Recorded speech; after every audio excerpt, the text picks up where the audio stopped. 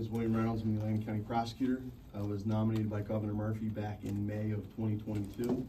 Our administration's been in this office about 42 months. Today's verdict, while disappointing, is what America's all about. Is when someone's charged with a crime, they have the constitutional right to face their accusers and be judged by a jury of their peers, and that happened today. We respectfully disagree with the verdict, and I will tell you, and I say this unabashedly, based upon the report coming from a state agency to this office through the Division of Child Permanency, DCP&P, we acted based upon the complaints of the victim. And the trial in this case was truly to give the victim a voice. This jury chose to not believe that voice. It is our job to present facts and evidence before a jury for a determination. Obviously, not the result that we were seeking, nor the result that the victim was seeking. The victim was the daughter of the defendant, and absolutely trying 2 years of her life as a teenager, which I couldn't even imagine. I have teenagers myself. And to know that this jury chose to reject her complaints is just very disappointing.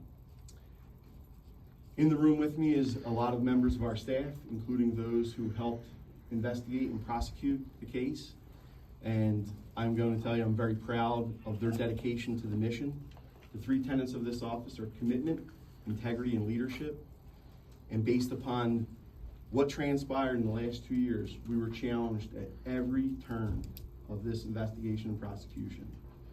And based upon those challenges, we rose to the occasion and answered every single call, every single motion, straight up till the end, to the jury verdict. That's why the system is in place. The system is in place for checks and balances. And they can choose to believe or not believe witnesses. And the judge's jury instructions are exactly that.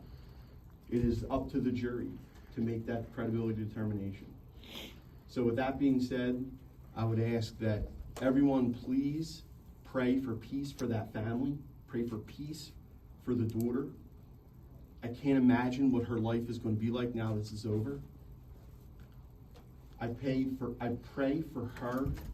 her to have peace in her life and for people to show her love, because this case was really determined by a jury who did not believe her. So if that's the case, if that's the reality, the only way she comes back from this is love from her family and the community. And as you saw, the character witnesses that lined up against a 16, 17-year-old girl, the community was not for her. They were for the defendant. And I pray that people come together, including that family and the community, for her well-being, because that's a child whose brain has not fully formed yet. And regardless whether you believe she's right or wrong, or whether the jury believes she's right or wrong, that's a human being who needs love. And with that being said, I will turn it over for any questions.